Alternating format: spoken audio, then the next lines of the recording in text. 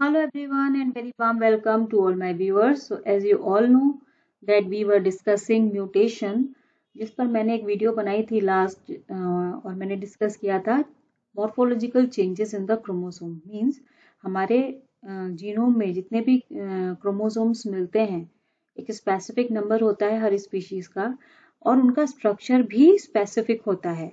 अगर क्रोमोसोम के स्ट्रक्चर में कोई चेंज आता है तो कैसे वो हमारी जेनेटिक इंफॉर्मेशन पर इफेक्ट डालता है, इसके बारे में मैंने अपने लास्ट वीडियो में डिस्कस किया था। अगर आपने नहीं देखा है तो आप उसे देखिए, उसका लिंक मेरे डिस्क्रिप्शन बॉक्स में है अवेलेबल, आप वहां से जाकर देख सकते हैं। इन टुडेज वीडियो हम ये डिस्कस करेंगे कि अगर हमारे जीनोम में जो नंबर ऑफ क्रोमोसोम्स हैं वो स्पीशीज स्पेसिफिक होते हैं, सबको पता है हर एक स्पीशीज का एक फिक्स नंबर होता है। अगर उनमें कोई चेंज आ रहा है, उस नंबर में कोई चेंज आ रहा है तो उसकी वजह से हमारी जेनेटिक इंफॉर्मेशन कैसे चेंज होती है। अब आप कहेंगे कि वो चेंज कैसे आ सकता है। फॉर एग्जाम्पल ह्यूमन के केस की अगर मैं बात करूं, इन ह्यूमंस कितने क्रोमोसोम होते हैं हमारे पास, नंबर की मैं बात कर रही हूँ 46।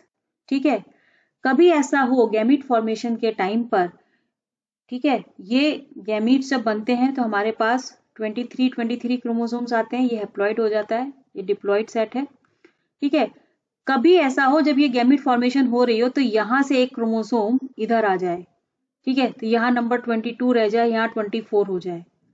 ठीक है, और जब ऐसी सेल किसी नॉर्मल गैमीट से फर्टिलाइज होगी, मतलब इसका फर्टिलाइजेशन हो जाए किसी ऐसी सेल से जिसके पास 23 क्रोमोसोम है और इसका फर्टिलाइजेशन हो जाए जिसकी नॉर्मल गैमेटिक सेल से, तो जो हमें प्रोडक्ट मिलेगा उसमें कितने क्रोमोसोम्स होंगे 45, और यहाँ कितने क्रोमोसोम्स होंगे 47। तो आप देख रहे हैं कि ये क्रोमोसोम नंबर क्या हुआ, वेरी कर गया ना। तो इसी को हमें स्टडी करना है कि ये जो जेनेटिक चेंज हो रहा है, जो हमारी कंटेंट में चेंज आ रहा है, वो हमारे मॉर्फोलॉजी में या हमारी फिजियोलॉजी में किस तरीके से इफेक्ट डालता है। ठीक है, that is called change in chromosome number, it's a part of chromosomal aberrations. Okay, तो बेस्ड ऑन दैट, जैसे आपने यहाँ देखा, यहाँ पर एक क्रोमोसोम का डिलीशन हुआ है, ठीक है, और यहाँ पर क्या हुआ, एडिशन हो गया है। ठीक है, तो बेस्ड ऑन दैट कि एडिशन हो रहा है या डिलीशन हो रहा है, और दूसरा एक चेंज हो सकता है नंबर में कि आपका पूरा का पूरा अरेंजमेंट ही क्रोमोसोम का चेंज हो जाए, यानी कि एक डिप्लॉइड सेल थी, डिप्लॉइड से ऐसा हो जाए कि उस पर एक पूरा का पूरा सेट ही एडअप हो जाए, वो ट्रिप्लॉइड हो जाए। तो ये सारी कंडीशंस जो होती हैं वो चेंज इन क्रोमोसोम नंबर का पार्ट होती हैं और इनसे हमारे फिजियोलॉजी और मॉर्फोलॉजी दोनों में इफेक्ट आते हैं, इसी को हम स्टडी करेंगे। ओके, तो बेस्ड ऑन कि वहां पर डिलीशन हो रहा है, एडिशन हो रहा है या कंप्लीट सेट का चेंज हो रहा है क्रोमोसोम्स का, ये दो टाइप का होता है,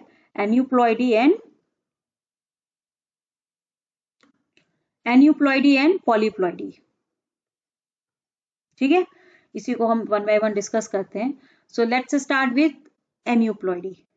एन्यूप्लॉइडी क्या है, आपके पूरे क्रोमोसोम सेट में, यानी कि ह्यूमंस का ही मैं एग्जांपल दे रही हूँ कि 46 क्रोमोसोम्स थे, अगर ये 45 रह जाते हैं या ये 47 हो जाते हैं, ये दोनों ही केस, मतलब कोई एक या कुछ क्रोमोसोम्स का एडअप हो जाना या डिलीट हो जाना, ये कंडीशन होती है एन्यूप्लॉइडी। हम पूरे सेट की बात नहीं करते हैं। प्लॉइडी का मतलब होता है आपका chromosome number, standard chromosome number जो सेट है आपका, उसकी बात करते हैं। एन्यूप्लॉइडी का मतलब एडिशन या डिलीशन। ठीक है, तो बेस्ड ऑन दैट कि एडिशन हो रहा है या डिलीशन हो रहा है, ये दो टाइप का हो गया, हाइपोप्लॉइडी एंड हाइपरप्लॉइडी। हाइपो का मतलब होता है कम हो जाना, लेस, और हाइपर का मतलब होता है गेन हो जाना या हाइट पर जाना, बढ़ जाना। तो हाइपोप्लॉइडी नाम से क्लियर है, लॉस ऑफ वन और मोर क्रोमोसोम, और हाइपरप्लॉइडी नाम से क्लियर है, गेन और एडिशन ऑफ वन और मोर क्रोमोसोम। ठीक है, तो एन्यूप्लॉइडी दो टाइप की होती है, हाइपोप्लॉइडी एंड हाइपरप्लॉइडी, और जो इंडिविजुअल्स जिनमें ये मिलती है उसको हम कहते हैं aneuploids. Clear? Now the question is कि ऐसा क्यों हो रहा है कि ये सिचुएशन क्रिएट हो रही है एडिशन या डिलीशन की, एक या दो क्रोमोसोम एडअप हो रहे हैं या डिलीट हो रहे हैं सिस्टम से, ऐसा क्यों हो रहा है, ऐसी कौन सी मैकेनिज्म हो रही है, उसका रीजन क्या है। तो behind aneuploidy the reason is non disjunction. बहुत बड़ा रीजन है नॉन डिसजंक्शन। नॉन डिसजंक्शन एक बहुत बड़ा वर्ड है, इसको स्प्लिट कर देते हैं। Just start with the junction. Junction का मतलब होता है मीटिंग पॉइंट, जहां पर दो मिल रही हो चीजें उसे हम जंक्शन बोल देते हैं। डिसजंक्शन इसका जस्ट ऑपोजिट है। डिसजंक्शन मतलब उसका ऑपोजिट सेपरेट हो जाना, ठीक है। और नॉन डिसजंक्शन का मतलब सेपरेशन को भी उल्टा हो जाना, यानी कि मिल जाना। तो नॉन डिसजंक्शन का मतलब ये है कि जब सेल डिवीजन होता है, सेल डिवीजन के टाइम पर जब होमोलोगस क्रोमोसोम सेपरेट होते हैं मेटाफेज स्टेज के बाद, स्पंडल फॉर्मेशन होती है, तो यहाँ पर ये होमोलोगस क्रोमोसोम्स जो होते हैं ये फेल हो जाते हैं सेपरेट होने में during the time of meiosis 1। एक तो सिचुएशन ये हो सकती है। दूसरी सिचुएशन हो सकती है कि भाई मियोसिस 1 तो ठीक ठाक हो गई, मियोसिस 2 में जो 2 सिस्टर क्रोमैटिड सेपरेट होने थे वो फेल हो गए, वो सेपरेट नहीं हो पाए। कैसे, ये देखो आप पिक्चर में देखो, इसको दोनों ही सिचुएशन दी हुई है। पहली फिगर देखो, दिस वन, यहाँ पर आप देखो ये एक डिप्लॉइड सेल है, ठीक है। यहाँ पे 2 पेयर्स ऑफ क्रोमोसोम्स मिल रहे हैं। सेपरेशन होना था पहले मियोसिस 1 में, क्या होता है दोनों जो होमोलोगस क्रोमोसोम होते हैं यानी कि पैटर्नल और मैटरनल क्रोमोसोम्स होते हैं ये सेपरेट हो जाते हैं। बट यहाँ पर क्या हुआ, बिकॉज ऑफ नॉन डिसजंक्शन ये 2 क्रोमोसोम सेपरेट नहीं हो पाए, इनके बीच स्पिंडल फॉर्मेशन नहीं हुआ और ये एक ही पोल की तरफ ड्रैग हो गए। क्लियर। अब ड्रैग होने से क्या हुआ, गैमीट बनना था, मतलब जो डॉटर सेल बननी थी वो हैप्लॉइड बननी थी।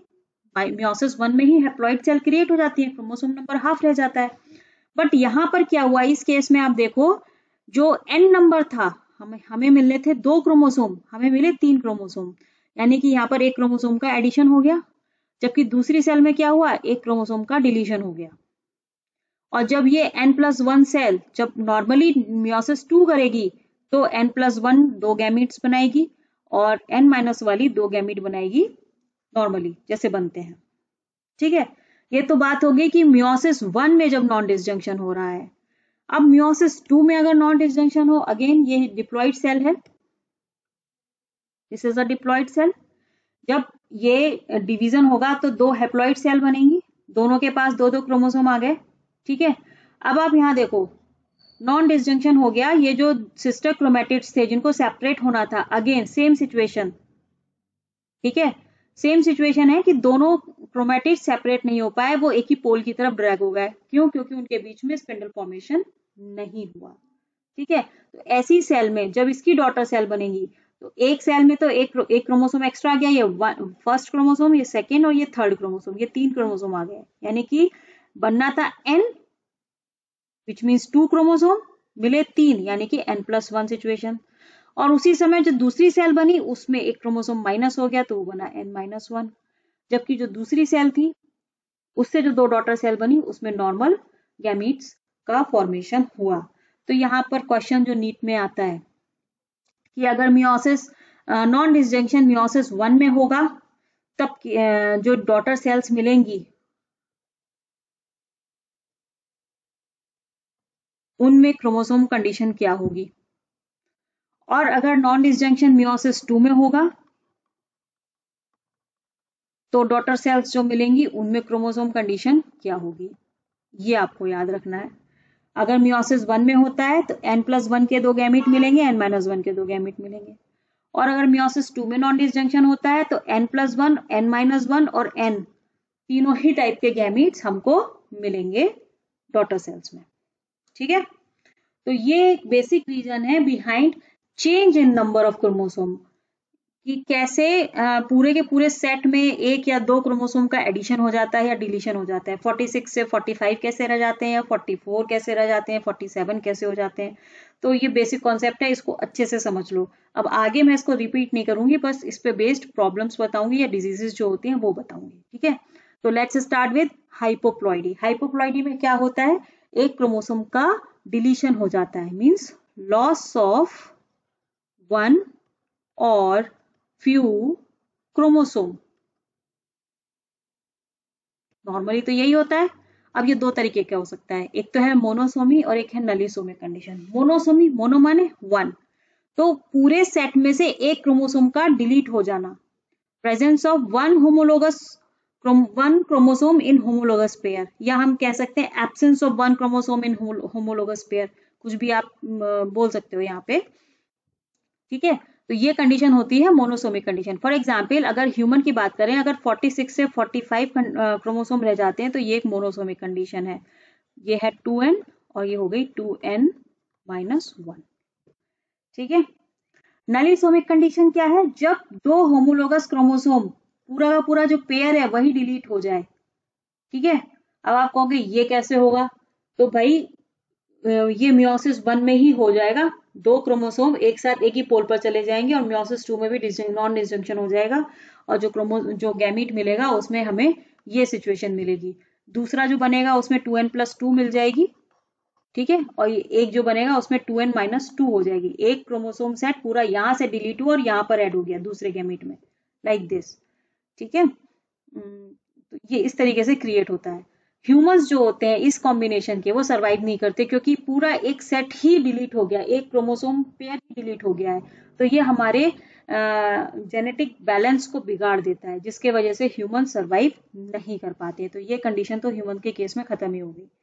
ठीक है। तो बात करते हैं मोनोसोमी की। मोनोसोमी में एक एग्जाम्पल है यहाँ पे टर्नर सिंड्रोम। नाम सुना होगा आपने, टर्नर सिंड्रोम। टर्नर सिंड्रोम क्या होता है? ये डिजीज है related with the sex chromosomes. It is related with sex chromosome. और क्योंकि ये मोनोसोमिक कंडीशन है, ठीक है, मोनोसोमिक कंडीशन है तो क्या होगा? एन्यूप्लॉइड है, मोनोसोमिक है विद सिंगल एक्स क्रोमोसोम। क्योंकि कंडीशन कैसी है? Trisomic condition, sorry monosomic condition है, यानी 2n-1, एक क्रोमोसोम का लॉस होना है। लॉस कहाँ से होगा? हम ह्यूमन के केस में जो जेनेटिक कॉन्स्टिट्यूशन होता है, अगर हम जेंडर की बात करें तो फीमेल का XX होता है और मेल का XY होता है। तो फीमेल के केस में अगर ये एक्स क्रोमोसोम डिलीट हो जाए और मेल के केस में ये वाई क्रोमोसोम, तो ये जो कंडीशन है ये कहलाती है टर्नर सिंड्रोम। सॉरी, मेल के केस में नहीं होगा, सॉरी, फीमेल के केस में होता है ये। जनरली एक एक्स क्रोमोसोम का लॉस हो जाएगा। अब ये कॉम्बिनेशन होगा कैसे, कैसे लॉस होगा? तो सिंपल सा एक स्क्वायर बना के देख लेते हैं। ठीक है। उसमें हम क्या करेंगे, देखिए, एक फीमेल है और एक मेल है। जब गैमीट फॉर्मेशन होगी तो इसमें ये दोनों एक्स क्रोमोसोम जो है ना वो एक ही पोल पर चले जाएंगे स्पिंडल फॉर्मेशन में। स्पिंडल फॉर्मेशन इनके बीच में नहीं होगा, तो ये दोनों एक्स क्रोमोसोम एक ही पोल पर शिफ्ट हो जाएंगे। तो एक गैमीट बनेगा इस कॉम्बिनेशन के साथ, दूसरा गैमीट बनेगा without X chromosome. Similarly male के केस में, मेल नॉर्मल है, दो गैमीट बनाएगा, दो स्पर्म बनाएगा। ठीक है, with carrying X chromosome and carrying Y chromosome. अब जब फर्टिलाइजेशन होगा तब आप देखो, जब ये वाला जो एक्सेल है जहां पर कोई भी एक्स क्रोमोसोम नहीं है, विद नो एक्स क्रोमोसोम, ठीक है, तो जब ऐसा एग सेल का फर्टिलाइजेशन होगा ऐसे स्पर्म से जिसके पास एक्स क्रोमोसोम प्रेजेंट है, तो कंडीशन मिलेगी XO और ये हो जाएगा टर्नर सिंड्रोम। और कुछ नहीं हुआ है यहाँ पे नॉन डिसजंक्शन हो गया है। किसका? XX क्रोमोसोम का। ये सेपरेट नहीं हो पाए मियोसिस के टाइम पर, ये एक ही पोल पर चले गए। ठीक है, जिसकी वजह से एक एक्सेल में तो दो एक्स क्रोमोसोम आ गए और दूसरी एक्सेल में कोई भी एक्स क्रोमोसोम नहीं गया। ठीक है, तो टर्नर सिंड्रोम का रीजन समझ में आया। कॉम्बिनेशन, अच्छा दूसरी कॉम्बिनेशन क्या हो सकती है कि भाई फीमेल तो नॉर्मल है, इसने दो एक्सेल बना दी कैरिंग एक्स क्रोमोसोम, लेकिन मेल के केस में नॉन डिसजंक्शन हो गया। अब मेल के केस में नॉन डिसजंक्शन होगा तो क्या होगा? स्पर्म बनेगा विदाउट एक्स क्रोमोसोम और एक दूसरा स्पर्म बनेगा विद XY क्रोमोसोम। अब जब ऐसा स्पर्म ऐसी एक्सेल के साथ फ्यूज करेगा तो कॉम्बिनेशन क्या मिलेगा? XO। ये वाला इसके साथ फ्यूज करेगा तो क्या मिलेगा? XO। अगेन ये टर्नर सिंड्रोम। तो चाहे मेल में हो या फीमेल में, अगर नॉन डिसजंक्शन होता है सेक्स क्रोमोसोम का, तो ये कंडीशन क्रिएट हो जाती है। तो जीनोटाइप क्या हो जाएगा अफेक्टेड इंडिविजुअल का? 44 ऑटोसोम्स तो जैसे थे वैसे ही रहेंगे, बट सेक्स क्रोमोसोम एक ही रहेगा। यानी कि टोटल हमारे पास कितने क्रोमोसोम होंगे? 45। यहाँ रीजन मैंने लिखा हुआ है, union of an abnormal egg. Abnormal egg means having no X chromosome. Egg के लिए अब नॉर्मल कंडीशन वही है, या तो दोनों एक्स क्रोमोसोम एक साथ आ जाए या विदाउट एक्स क्रोमोसोम हो जाए, with a normal X carrying sperm, या union of normal X egg cell with abnormal sperm having no sex chromosome. ठीक है, क्लियर हो गया। सिम्टम्स क्या होंगे इसके? अब क्योंकि एक्स क्रोमोसोम प्रेजेंट है यहाँ पर, तो ये एक फीमेल होगी, पहली चीज ध्यान रखना। टर्नर सिंड्रोम किस में होगा? फीमेल में होगा। फीमेल कैसी होगी? स्ट्राइल होगी, और विथ सर्टेन मेल कैरेक्टरिस्टिक्स, जैसे कि हैवी नेक मसल्स होंगी, नैरो हिप्स होंगे, secondary sexual characters under develop होंगे, लूज स्किन होगी नेक की, शॉर्ट स्टेचर माने हाइट कम होगी, इंटेलिजेंस नॉर्मल होगी, ये इंपॉर्टेंट है, ये मेंटली रिटार्डेड नहीं होंगे। ठीक है, ये स्ट्राइल है इसलिए रिप्रोडक्शन नहीं करेंगे। क्लियर? अच्छा, दूसरी कंडीशन YO भी पॉसिबल है। YO कैसे पॉसिबल है? अब आप देखो यहां पर, अगर ये एक्सेल, इसको दूसरे पेन से बना देते हैं, ये वाली एक्सेल Y कैरिंग स्पर्म से फ्यूज करेगी तो कॉम्बिनेशन बनाएगी YO, बट ये सरवाइव नहीं करते हैं, विल नॉट सरवाइव, ये डेथ हो जाती है, ऐसे फीटस ही सरवाइव नहीं करते हैं, तो ये कॉम्बिनेशन वायबल नहीं है। ठीक है, तो दोनों ही कंडीशन बता दी, एक्सो वाली भी और YO वाली भी। तो this is all about hypoploidy, and उसमें भी मोनोसोमिक कंडीशन में एक ही डिजीज आपको पढ़नी है, टर्नर सिंड्रोम। इसमें आपको जो पूछा जाएगा, टर्नर सिंड्रोम कौन सी कंडीशन है भाई? एन्यूप्लॉइडी कंडीशन है, मोनोसोमिक कंडीशन है, क्रोमोसोम नंबर कितना रह जाता है? 45 रह जाता है। कौन सी क्रोमोसोम पर इफेक्ट डालता है? सेक्स क्रोमोसोम, मतलब monosomic condition with single x chromosome. ठीक है, इनके सिम्टम्स क्या क्या होते हैं वो आपको थोड़े से पढ़ने पड़ेंगे। यही सब छोटे छोटे क्वेश्चंस यहाँ पर पूछे जाते हैं, और इसका रीजन क्या है टर्नर सिंड्रोम का? Non disjunction of sex chromosomes during gamete formation, चाहे वो मेल हो या फीमेल हो, वो एक मेजर रीजन है। ठीक है, नाउ कम टू हाइपरप्लॉइडी। हाइपरप्लॉइडी मीन्स क्या था? एडिशन ऑफ वन और फ्यू क्रोमोसोम। अब एडिशन कराओगे तो क्या होगा? ट्राइसोमी, यानी कोई एक क्रोमोसोम, मान लो क्रोमोसोम नंबर 2 जो है वो मेरे पास, ये डिप्लॉइड सेट में 2 ही क्रोमोसोम मिलते हैं, कहीं से अगर ये एक तीसरा आ गया, ये क्या होगी? ट्राइसोमिक कंडीशन, यानी कि जो डिप्लॉइड सेट था उसमें एक क्रोमोसोम ऐड हो गया, 2n+1 condition, that is called trisomy. और 2 chromosome same homologous chromosome pair ही रिपीट हो जाए, माने कि कोई, ये मेरे पास डिप्लॉइड क्रोमोसोम था, सपोज क्रोमोसोम नंबर 4 है ये, और यही रिपीट हो जाए 2 टाइम्स, 2 बार और, तो ये टेट्राप्लॉइड कंडीशन, यानी कि 2n तो था ही बट 2 क्रोमोसोम एक्स्ट्रा आ गया। ठीक है, तो इसको हम कहते हैं टेट्रासोमिक कंडीशन। क्लियर? तो ट्राइसोमी में आपके जो डिजीजेस आपको पढ़नी है, क्लाइनफेल्टर सिंड्रोम है, सुपर फीमेल्स हैं, सुपर मेल्स हैं, और डाउन सिंड्रोम है। इसमें से क्लाइनफेल्टर सिंड्रोम, सुपर फीमेल्स और सुपर मेल्स, जैसे नाम से क्लियर है, ये रिलेटेड है आपके सेक्स क्रोमोसोम से, रिलेटेड विद सेक्स क्रोमोसोम्स। जबकि डाउन सिंड्रोम जो है वो रिलेटेड है आपका ऑटोसोम से, रिलेटेड विद ऑटोसोम्स। पहला तो डिफरेंस ये है, ध्यान रखो, डाउन सिंड्रोम एक ऑटोसोमल डिसऑर्डर है, जबकि बाकी सारे यहाँ पर ये सुपर फीमेल्स, ये भी आपके क्रोमोसोमल सेक्स क्रोमोसोम से रिलेटेड डिसऑर्डर है। ठीक है, तो इन्हीं सबको 1 बाय 1 पढ़ लेते हैं। सबसे पहले स्टार्ट करते हैं क्लाइनफेल्टर सिंड्रोम। ट्राइसोमी कंडीशन है, तो रिपीटिशन होगा किसका? Trisomic condition with 3 sex chromosomes. अब ये 3 सेक्स क्रोमोसोम्स ये है आपके, अब ये 3 सेक्स क्रोमोसोम XXY भी हो सकते हैं, XXX भी हो सकते हैं, और XYY भी हो सकते हैं। ठीक है, यही तो कॉम्बिनेशन बनेगा। तो ये वाली जो कंडीशन है XXY वाली, ये है क्लाइनफेल्टर सिंड्रोम। ये जो कंडीशन है ये है आपकी सुपर फीमेल्स, क्योंकि यहाँ पर 3 ही एक्स क्रोमोसोम है, फीमेल ही होगी, इसको हम सुपर फीमेल बोलेंगे, और ये है सुपर मेल्स। ठीक है, ऐसे याद रखो, ये है सुपर मेल्स, ये है सुपर फीमेल्स, और ये है आपका क्लाइनफेल्टर सिंड्रोम। ट्राइसोमी का मतलब क्या है? 3 सेक्स क्रोमोसोम। अब ये 3 सेक्स क्रोमोसोम का कॉम्बिनेशन क्या बन सकता है वो ये बताया मैंने आपको। तो जब क्लाइनफेल्टर सिंड्रोम की बात करते हैं तो जीनोटाइप क्या हो जाएगा इंडिविजुअल का, 44 ऑटोसोम्स तो एसएच हैं अवेलेबल, बट सेक्स क्रोमोसोम का कॉम्बिनेशन है XXY। अब ये कैसे प्रोड्यूस हुए XXY, तो उसके लिए एक नॉन डिस्जंक्ट, अभी जो मैंने बताया ये वाला जो केस मैंने बताया था इसी को देखो, यहाँ पे नॉन डिस्जंक्शन हुआ, ये एक्स दोनों एक्स क्रोमोसोम एक ही एक्सेल में आ गए। अब ऐसी एक्सेल जब एक वाई कैरिंग स्पर्म के साथ फ्यूज करेगी, माने ये और ये कॉम्बिनेशन बनेगा, तो ये क्या है, क्लाइनफेल्टर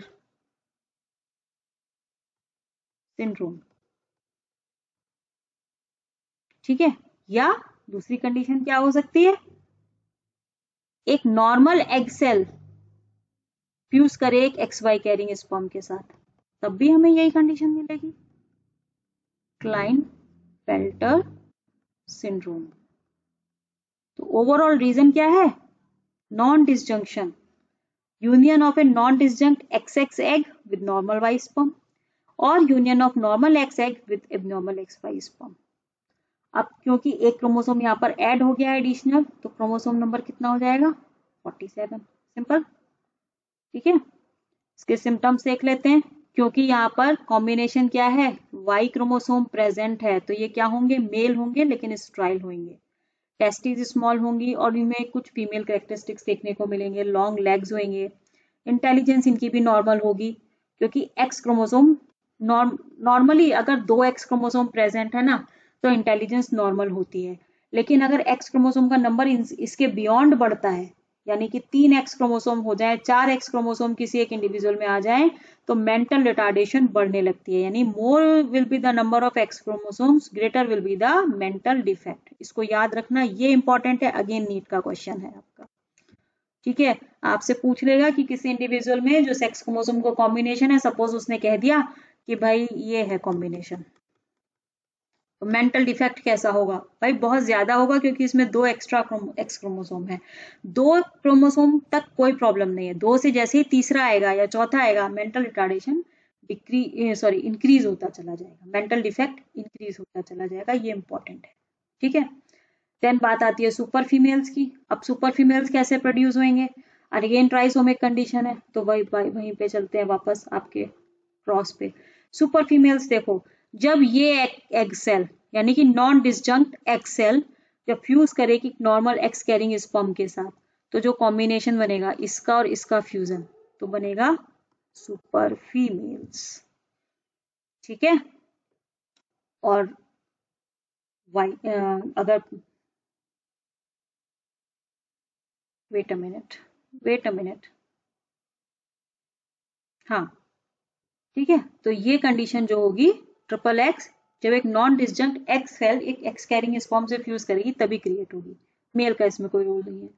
ठीक है, सुपर फीमेल्स होंगी क्योंकि एक्स क्रोमोसोम एक्स्ट्रा है, तो आपके फीमेल हार्मोन्स बहुत ज्यादा होंगे, मेंटल रिटार्डेशन मिलेगी, क्योंकि एक्स क्रोमोसोम क्या है, नॉर्मल जो नंबर होता है, normal number of x chromosome हम मानते हैं 2।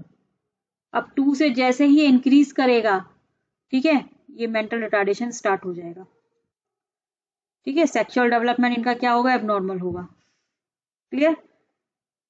लाइकवाइज सुपर मेल्स को देख लेते हैं। सुपर मेल्स में क्या कंडीशन है, XYY। अब XYY कॉम्बिनेशन कैसे क्रिएट होगा, देखो एक नॉर्मल मेल है, जब गैमीट फॉर्मेशन करेगा X और Y 2 सेल बनाएगा, ये जब ये मियोसिस 1 की बात है, ठीक है, और जब मियोसिस 2 होगी तो क्या होगा, मियोसिस 2 होगी तो ये वाई क्रोमोसोम के जो क्रोमैटिड्स है ना, ये नॉन डिसजंक्ट हो जाएंगे, तो क्या होगा, 2 वाई क्रोमोसोम के क्रोमैटिड्स एक ही सेल में चलेगा और ये ब्लैंक रह गई। ठीक है, तो यहां पर क्या हुआ, non disjunction of 2 Y chromatids, chromatid separate नहीं हुए। ठीक है, और ये हमको मिल गया 2 वाई क्रोमोसोम। जब ऐसी सेल एक एक्स कैरिंग एक्स सेल के साथ फ्यूज करेगी तो कॉम्बिनेशन मिलेगा XYY। ठीक है, तो यहाँ पर ये जो नॉन डिसजंक्शन कब होगा, ये मियोसिस 2 में होगा, ये ध्यान रखना आप।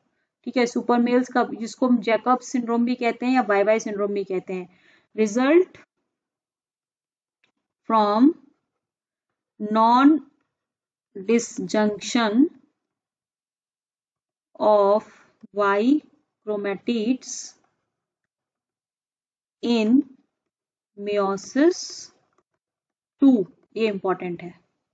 ठीक है, तो ऐसे जो मेल्स होते हैं, क्योंकि अब इसमें क्या है, ये मेल हार्मोन्स को ओवर प्रोड्यूस करेंगे, इनकी हाइट बहुत ज्यादा होती है, अनयूजुअल हाइट होती है, मेंटल रिटार्डेशन देखने को मिलेगा, क्रिमिनल बेंट ऑफ माइंड होगा इनका, ये नॉर्मल मेल के कंपैरिजन में ज्यादा एग्रेसिव होंगे। ठीक है, this is all about super males. Now अब आपका इसमें क्या बचा, जो भी कंडीशन थी आपकी सेक्स क्रोमोसोम से रिलेटेड वो तो मैंने डिस्कस कर ली, super female, super males, Klinefelter syndrome, बचा है डाउन सिंड्रोम। अब डाउन सिंड्रोम को डिस्कस कर लेते हैं।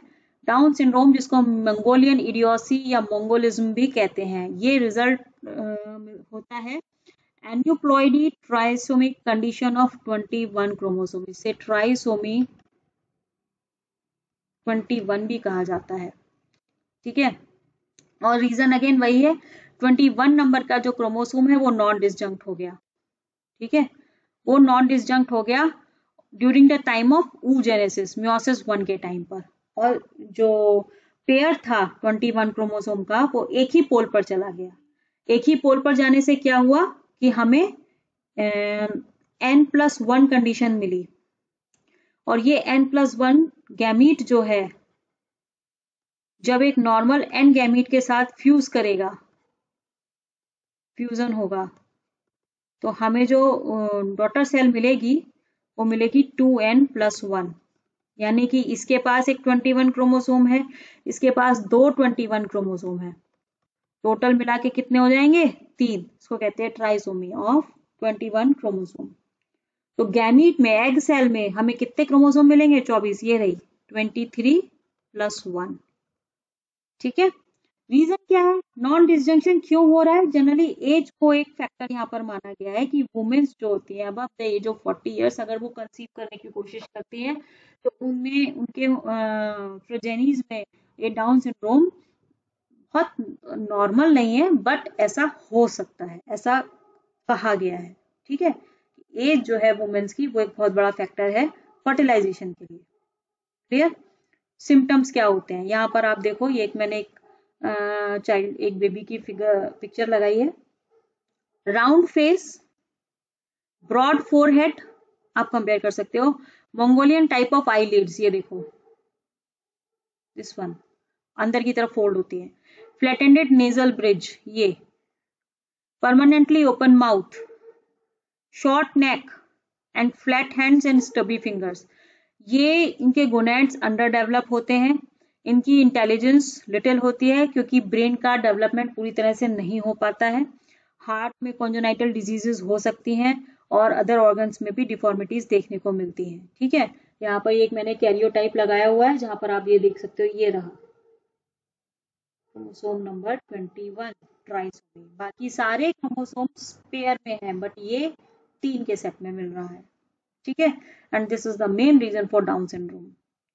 यहाँ पर एक इंपॉर्टेंट पॉइंट है जो मैंने यहाँ ये मेंशन किया है, ये इंपॉर्टेंट है, अगेन नीट का क्वेश्चन है, क्या है कि few victims live to maturity, मतलब ये मेच्योरिटी एडल्टहुड तक नहीं पहुंचते, डेथ हो जाती है, लेकिन अगर ये सरवाइव कर जाएं तो इनकी आगे आने वाली प्रोजेनीज में मंगोलियन चिल्ड्रंस और नॉर्मल चिल्ड्रन इक्वल प्रोपोर्शन में मिलते हैं, मतलब 50% मंगोलियन और 50% नॉर्मल चिल्ड्रन मिलते हैं। ये नीट में पूछा हुआ क्वेश्चन है।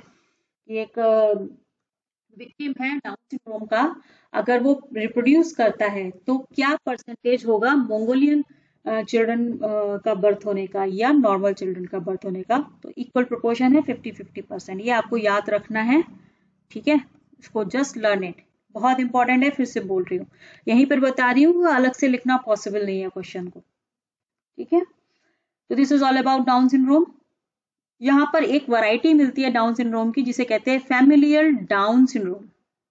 फैमिलियल इसे कहते हैं क्योंकि ये वाला टाइप जो डाउन सिंड्रोम है ये फैमिलीज में रन करता है, और इसमें होता क्या है कि जो 3rd क्रोमोसोम है पेयर का, 21 ट्राइसोमी जो है उसका जो एक क्रोमोसोम है वो ट्रांसलोकेट हो जाता है किसी अदर क्रोमोसोम के साथ, उसके साथ एडअप हो जाता है। ठीक है, तो टोटल क्रोमोसोम कितने रहते हैं हमारे पास? 46, 47 नहीं होते, क्योंकि वो एडअप हो गया किसी दूसरे क्रोमोसोम के साथ। ये बहुत रेयर होता है नेचर में। ठीक है, बहुत रेयर है। क्लियर? दिस इज जस्ट एक चीज इसमें याद रखनी है, फैमिलियल डाउन सिंड्रोम में ये है कि ये फैमिलीज में रन करता है, क्योंकि इसका थर्ड पेयर का जो थर्ड क्रोमोसोम है वो किसी अनदर क्रोमोसोम के साथ अटैच हो जाता है, ट्रांसलोकेट हो जाता है। वहां पे ट्रांसलोकेशन क्या है ये मेरा आप लास्ट वीडियो देख सकते हो, उसमें पता चल जाएगा। क्लियर? तो this is all about Down syndrome. इसके साथ खत्म होता है आपकी aneuploidy. Now come to polyploidy. अब प्लॉइडी का मतलब मैंने बताया था क्या है, नंबर ऑफ क्रोमोसोम्स या एक पर्टिकुलर सेट है हमारे पास जो उसको प्लॉइडी कहते हैं। पॉली का मतलब होता है मल्टीपल, तो पॉलीप्लॉइडी का मतलब होता है मल्टीपल सेट्स ऑफ क्रोमोसोम्स। इसको हम जीनोमिक म्यूटेशन के नाम से भी जानते हैं। ठीक है, इसमें होता क्या है, वन और more complete set of chromosomes जो होते हैं वो एडअप हो जाते हैं जीनोम में। जीनोम का कंटेंट बढ़ जाता है, वॉल्यूम बढ़ जाता है। ऑर्गेनिजम्स को हम पॉलीप्लॉइड्स कहते हैं और बहुत कॉमन होता है प्लांट्स में, तो बहुत फ्रीक्वेंट है ये। इसके अलावा एनिमल्स में हम बात करें तो कुछ एम्फीबियंस में और कुछ फिशेज में ये देखने को मिलता है, बट प्लांट में ये मोस्ट कॉमन है। अगेन रीजन क्या है, अब रीजन समझो। अगर आपको समझ में आया है कि एन्यूप्लॉइडी का रीजन क्या है, नॉन डिसजंक्शन समझ में आया है, तो पॉलीप्लॉइडी में भी कुछ नहीं होता, नॉन डिसजंक्शन ही होता है। कैसे होता है? वहां पर एन्यूप्लॉइडी में क्या हो रहा था, किसी एक क्रोमोसोम का या एक दो क्रोमोसोम का नॉन डिसजंक्शन हो रहा था। यहाँ पर पूरा का पूरा जो सिनेप्स्ड क्रोमोसोम होते हैं, पूरा सेट जो होता है सिनेप्स्ड होमोलोगस क्रोमोसोम का, वो फेल हो जाता है सेपरेट होने से इन मियोसिस 1। सारे के सारे क्रोमोसोम एक ही पोल पर चले जाते हैं स्पिंडल की, या मियोसिस 2 में क्रोमैटिड्स फेल हो जाएं सेपरेट होने से, सारे के सारे क्रोमैटिड्स एक ही पोल पर चले जाएं। तो इन दोनों ही सिचुएशन में पॉलीप्लॉइडी की कंडीशन डेवलप हो जाती है। अगर एन्यूप्लॉइडी समझ में आ गई है तो इसमें आपको कोई परेशानी नहीं होनी चाहिए। ठीक है, तो बात करते हैं इसके टाइप की। पॉलीप्लॉइडी दो टाइप की होती है, ऑटो पॉलीप्लॉइडी और पॉलीप्लॉइडी। ऑटो मीन्स सेल्फ, मतलब with in the same species. Auto का मतलब क्या होता है? सेल्फ। ये तो सेल पॉलीप्लॉइडी मतलब with in the same species, जो क्रोमोसोम सेट है ना वो रिपीट हो जाता है। क्लियर? मल्टीपल सेट, ये they have multiple sets of same genome. कैसे? इसको समझो आप। For example, wait a minute, for example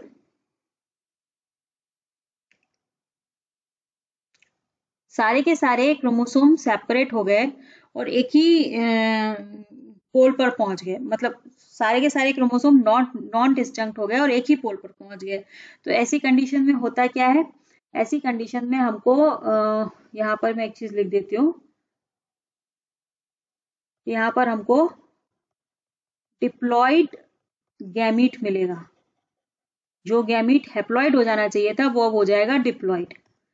ठीक है, अब एक चीज इमेजिन करो, ये एक डिप्लॉइड गैमीट है जिसके पास 2n नंबर ऑफ क्रोमोसोम्स हैं। अगर इसका फर्टिलाइजेशन हो जाए, किससे? Fertilization with normal gamete. Normal gamete कैसा होगा? n क्रोमोसोम के साथ। तो यहां पर हमको जो प्रोजेनी मिलेगी वो कैसी होगी? Triploid. Triploid progeny with 3 sets of chromosome। ठीक है, 3n। और कहीं इस गैमीट का फ्यूजन या फर्टिलाइजेशन या फ्यूजन हो जाए with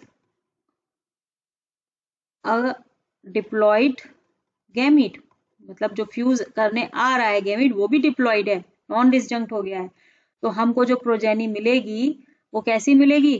tetraploid. Tetraploid progeny 4n, भाई 2n इसका मिल गया और 2n इसका मिल गया, ये 4n हो जाएगा ना।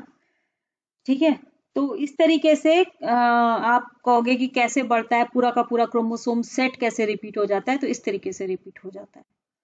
जितने भी पॉलीप्लॉइड्स होते हैं उनके कैरेक्टर्स इंटायरली डिफरेंट होते हैं from either of their parents, लेकिन ये कैरेक्टर्स इनहेरिटेबल होते हैं और इनकी अपीयरेंस नॉर्मल होती है।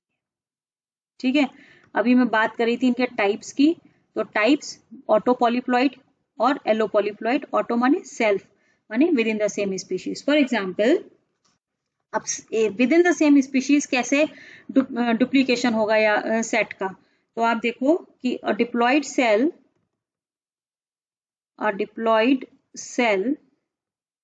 having two similar chromosome set like A and A, diploid set है ये कैसे चेंज हो जाएगी, विल चेंज इनटू, अभी मैंने आपको पीछे बताया ना ट्रिप्लॉइड और टेट्राप्लॉइड की कंडीशन, बिल्कुल वैसे ही इसका डिप्लॉइड सेल है, इसका फ्यूजन हो गया एक हैप्लॉइड गैमेट के साथ। ठीक है, तो क्या मिलेगा, अगेन ऑटो ट्रिप्लॉइड अगर फ्यूजन होता है एन सेल के साथ, और अगर 2n सेल के साथ होगा तो ऑटो टेट्राप्लॉइड। ठीक है, यानी कि ये कंडीशन होगी ये वाली और ये कंडीशन होगी ये वाली। सेम ही स्पीशीज की बात हो रही है, हम क्रॉसिंग नहीं करा रहे हैं, हम हाइब्रिडाइजेशन नहीं करा रहे हैं। ठीक है, ये कैसे डेवलप हुआ, by duplication of one chromosome set, और ये जनरली स्टेराइल होते हैं, ये इंपॉर्टेंट है। क्यों स्टेराइल होते हैं, क्योंकि ये कंडीशन जो है ना ट्रिप्लॉइडी वाली, जब ये यहाँ पर गैमीट फॉर्मेशन होगी तो गैमीट फॉर्मेशन में क्या होगा, ये दो तो होमोलोगस पेयरिंग कर लेंगे बट इस तीसरे के का कोई पेयर नहीं मिलेगा, इसलिए ये सरवाइव नहीं कर पाते हैं ट्रिप्लॉइड्स। ठीक है, क्यों नहीं कर पाते हैं, स्टेराइल होते हैं क्योंकि because third set have no homologue to pair in meiosis। ठीक है, इसलिए ये स्टेराइल होते हैं, इंपॉर्टेंट है, मार्क कर रही हूं, इसको अच्छे से याद करना। ठीक है, और यहाँ पर एग्जाम्पल है ऑटो पॉलीप्लॉइडी के एग्जाम्पल नीचे बता देते, ये रेयर होता है नेचर में। ठीक है, और इसको हम इंड्यूस भी कर सकते हैं टेम्परेचर वेरिएशन करा के, ठीक है, रेडिएशन से, केमिकल से। कोल्चिसिन और ग्रेनोसन दो डाइज हैं या दो केमिकल्स हैं जो शायद आपने सेल डिवीजन में पढ़ा हो। कोल्चिसिन बेसिकली यूज होती है मेटाफेज स्टेज में क्रोमोसोम को सेपरेशन को ब्लॉक करने के लिए। तो अगर हम मेटाफेज प्लेट पर ही क्रोमोसोम को ब्लॉक कर दें, उनका सेपरेशन नहीं हो पाएगा, तो क्या होगा, ऐसे सेल को जब हम एक नॉर्मल सेल से फ्यूज कराएंगे तो हमें पूरा का पूरा सेट रिपीट मिल जाएगा, ट्रिप्लॉइड या tetraploid, whatever we want we can produce. ठीक है, तो it can be induced by temperature variation, radiation and chemicals.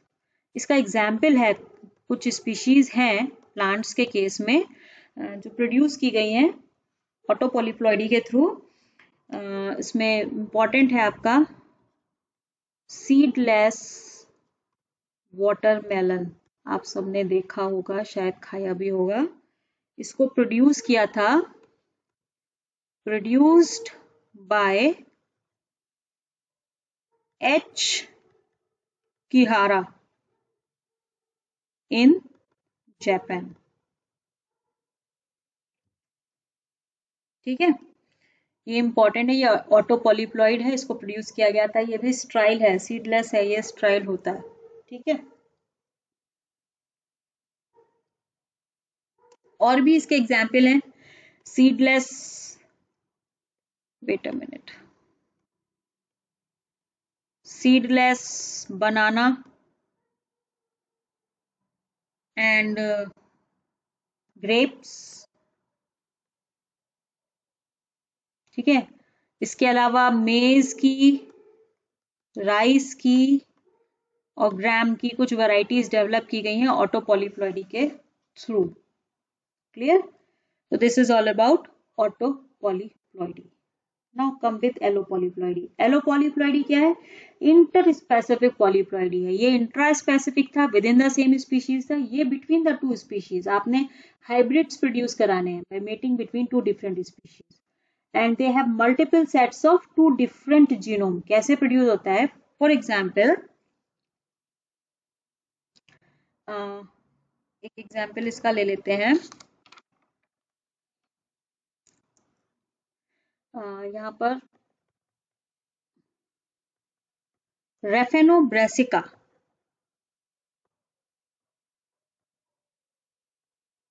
रेफेनोब्रेसिका एक स्पीशीज है जो डेवलप की थी, इंपॉर्टेंट है यहाँ पर नाम, developed by a Russian scientist, Russian scientist का नाम था G.D. कार्पिचेंको, कार्पिचेंको in 1927। ठीक है, इन्होंने क्या करा था, रेफेनस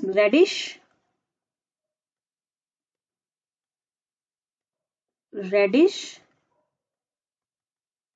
जिसका बॉटनिकल नेम होता है रेफेनस सटाइवा, रेफेनस सटाइवा। और दूसरी स्पीशीज इन्होंने ली थी कैबेज, जिसका बॉटनिकल नेम होता है ब्रेसिका ओलिवेसिया। ठीक है, दोनों की खासियत यह है कि इनमें 18 वेट अ मिनट, दोनों की खासियत यह है कि इनमें 9 पेयर ऑफ क्रोमोसोम्स हैं, दोनों में 9 पेयर या 18 क्रोमोसोम यहाँ पर हैं और 18 यहाँ पर है। ठीक है, तो जब गैमीट फॉर्मेशन होती है, दोनों में ही गैमीट फॉर्मेशन जब होगी, ठीक है, तो हैप्लॉइड गैमीट मिलेगा विद 9 क्रोमोसोम, और यहाँ पर भी एक हैप्लॉइड गैमीट मिलेगा विद 9 क्रोमोसोम, और इन्होंने इसका फ्यूजन करा दिया, फर्टिलाइजेशन करा दिया। अब आप देखो, दो अलग अलग स्पीशीज हैं, ये रेडिश है और ये कैबेज है, इन्होंने इसका फ्यूजन करा दिया, तो जो हमें रिजल्टेंट सेल मिला, रिजल्टेंट सेल जो मिला उसमें कितने क्रोमोसोम थे, 9 पेयर हो गए या 18 क्रोमोसोम, जिसको इन्होंने नाम दिया रेफेनोब्रेसिका। तो ये जो कंडीशन है ये है एलोपॉलीप्लॉइडी। अब क्या होता है कि ऐसे जो स्पीशीज हैं यहां पर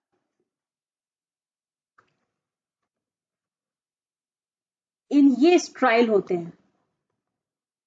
अब आप कहोगे स्ट्राइल क्यों होते हैं भाई, 18 क्रोमोसोम्स थे, पेयर में है तो पेयरिंग हो सकती है। पेयरिंग इसलिए नहीं हो सकती क्योंकि दोनों ही क्रोमोसोम अलग अलग स्पीशीज के हैं। ठीक है, that's why they can not pair during meiosis. और जब पेयरिंग नहीं होगी तो क्या होगा, गैमिट फॉर्मेशन नहीं होगी, गैमिट फॉर्मेशन नहीं होगी तो अगली जनरेशन कहां से आएगी। समझ में आ रहा है? तो ये स्ट्राइल होते हैं।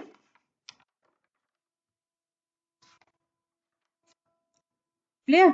लेकिन इनकी कुछ स्पीशीज, कुछ स्ट्राइल जो इंडिविजुअल थे उनमें क्या हुआ कि नॉन डिसजंक्शन हो गया। अच्छा, एक चीज और है, यहाँ पर एक चीज आप नोट कर लो, जो एलोपॉलीप्लॉइड्स थे क्योंकि ये भी स्टेराइल होते हैं नेचर में, इनको हम can be propagate through asexual reproduction, इसके थ्रू हम करा सकते हैं। अब यहाँ पर क्या हुआ, एलोपॉलीप्लॉइड्स में कुछ तो स्पीशीज स्टेराइल थी, मगर कुछ बाद में इन्हीं स्टेराइल स्पीशीज में कुछ चेंजेस आए, और चेंजेस की वजह से कोई कोई स्पीशीज ऐसी हुई जिसमें 36 क्रोमोसोम प्रोड्यूस हो गए, यानी कि 2n से ये 4n हो गए, टेट्राप्लॉइड हो गए।